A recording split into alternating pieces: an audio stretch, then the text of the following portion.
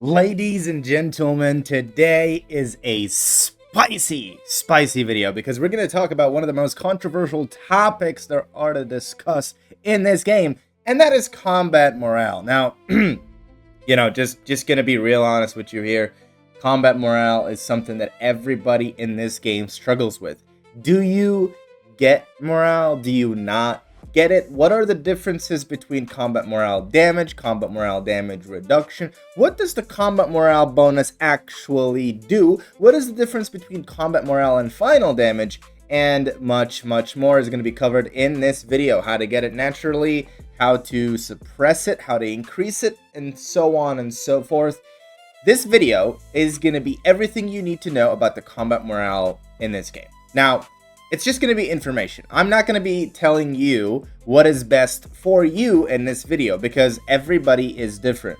You know, there's a big difference between me, Kuzia, D76, Thunderblade, and so on, and you are the same. Every account is built differently. Every single person is going to have a different setup depending on your build, your heroes, the amount you spend, and so on and so forth. Now, if that is you, if you're going to be confused, you just want somebody to tell you what to do, then join the Diamond Z Discord right now. Link is in the description. It is basically one of the membership benefits. If you become a member and decide to join Diamond Z, I will personally coach every single one of you and literally we're gonna sit down together and we're gonna figure out what to build for your account so you can be as strong as possible. You're playing the same game. They're just paying less to win it. Diamond Z, not just a service, an advantage. Tap into the minds of the game's top players. Spend less, hit harder. Every verified, secure payment method. Any country, anytime. Join the Diamond Z Discord. Stay ahead. All right, so we're back. Now, let's talk about the basics. Combat morale limit, all right? That's basically the upper limit that the devs set. Right now, it is 2,000. If you have anything less than 2,000, then this is not for you because we're going to talk about the combat morale extra limit. Now, as you can see, I have 8.4. This guy, Kuzia, has 18.8. Why is that? It's very simple, guys. You can get it on Tempest. You can get it on your heroes, for example, in Jeans. You'll find it here. It's one of these things here. Not the combat morale one. This one only works when you're less than the limit. The limit is 2,000. If you're less than 2,000, this works for you, but I don't recommend you get it. Extra combat morale down there. This is the stat we're talking about. Kuzia has a bunch of it. That's why he has 18. There's also the ones that you get from the Migo session. I mean, obviously the Migo has ended, so we can't see it here, but it's also in the Migo. There's like 6 of them. You can also get extra combat morale with some of the collections. I believe one was the T800, if I'm not mistaken, guys. We can check it out, actually. Was it here? Was it one of these guys? Yeah.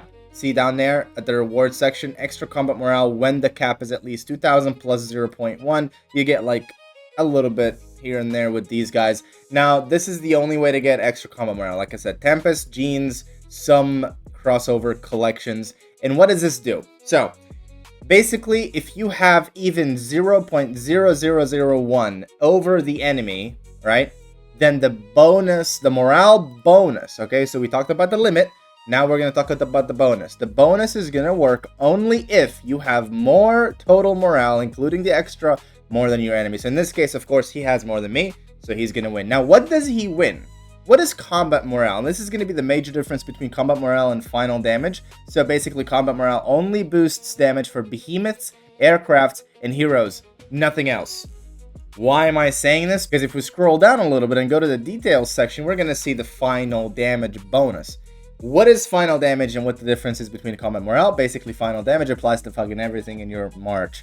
Final damage applies to your pets, applies to your carriers, it applies to your mechs, it applies to your vehicles, it applies to your aircraft, behemoth, troops. Final damage applies to everything that you're playing with.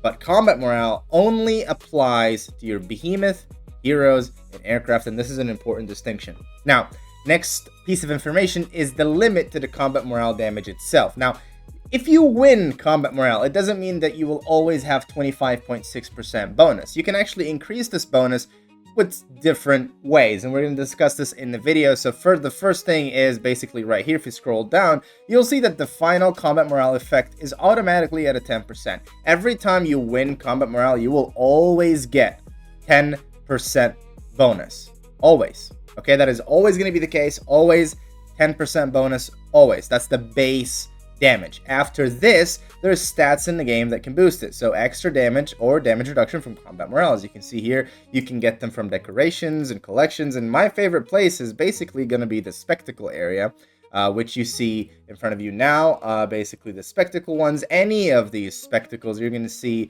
on the big one usually. Extra damage from combat morale, extra damage taken reduction from combat morale. There's also, I think, the big decorations, if I'm not mistaken, like those big ones like these, also give you up to 1% each. This is how you get and farm those stats, and that's why when a big whale attacks you, it's not about morale. Okay, so once again, we're talking about, it's not about this. Okay, it's not about this collection morale. No, we're talking about the actual stuff that matter, and that's why when a whale attacks you and has more morale than you, you can see a massive number here. Some people are reporting like, I don't know, plus 50% advantage on the enemy, which is insane. So again, like I said, this is how you reduce it or boost it by getting the right stuff. It has nothing to do with HQs, has nothing to do with skins, has nothing to do with your collection level. So that is basically the combat morale reduction or damage.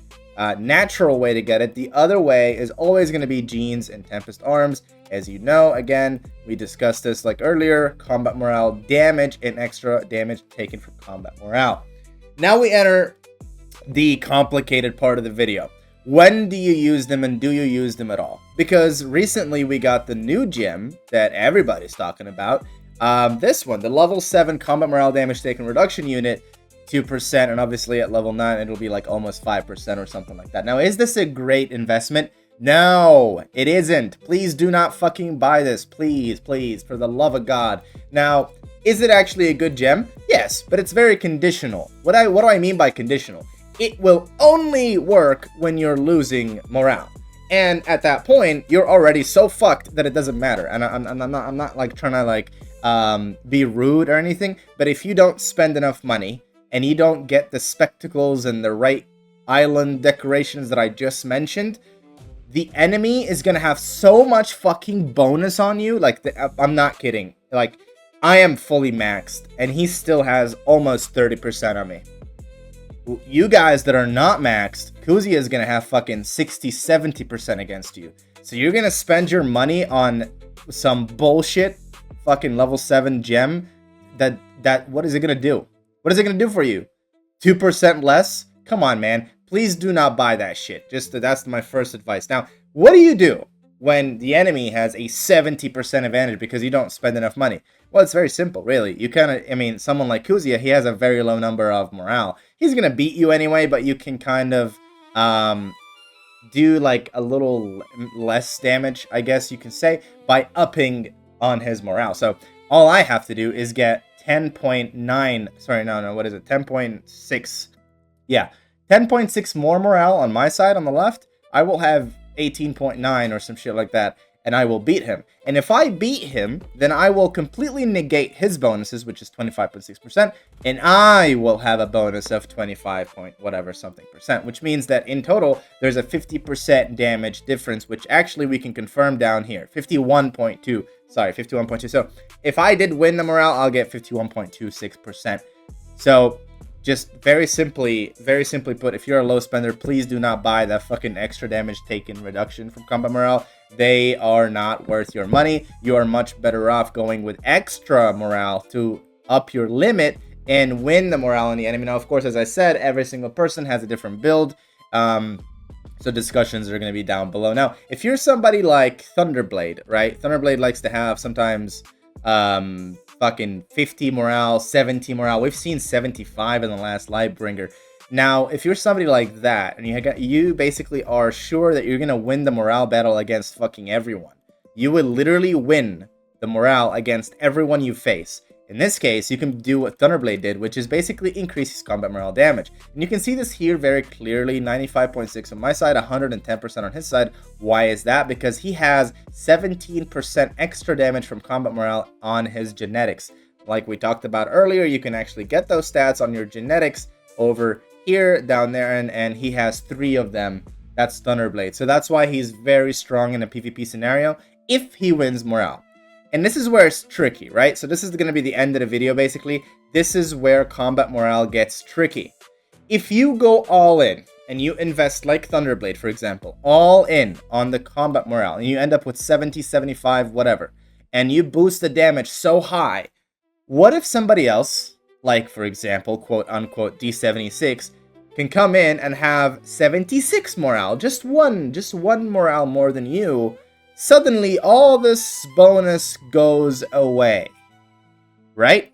You're either going to tie like this, and there's going to be no bonus at all, as you can see on the screen. Absolutely no bonus when you tie, or you get more than the enemy, and what happens is, pretty much, the enemy is going to start to lose that bonus. So, for example, in this case, what happened last Lightbringer is Thunderblade lost his 50%. What was it, 50%? I have some. I only saved these like real quick just to show you. But basically, he has 40%. 40%. Yeah. So if I beat his morale, I will get 40% on my side, and he loses 40%. So that is an 80% difference. It's insane. Okay, it's insane. So anyway, now you understand that getting extra damage from combat morale doesn't work unless you actually win the limit. Getting combat morale damage reduction doesn't work unless you are always losing the limit, or most of the time. Getting extra morale in general to boost this number might be beneficial for most people that are lower spenders. If you're a very high spender, then you're going to have to cater your entire build to either countering this or going all in on this. You can't be in the middle, unfortunately. So you're either going to go all the way to like 40, 50, 60 morale, or you're going to be 0 like me and do something special, something spicy that I'm only going to be discussing with the members of Diamond Z, as I said. I mean, there's a reason that I'm, beating most of the big guys here, or even all of them, really. There is a reason, let's just say that. And I don't have any bullshit with the morale at all. I got nothing. So yeah, I mean, I suck in PvP, I'll say that much.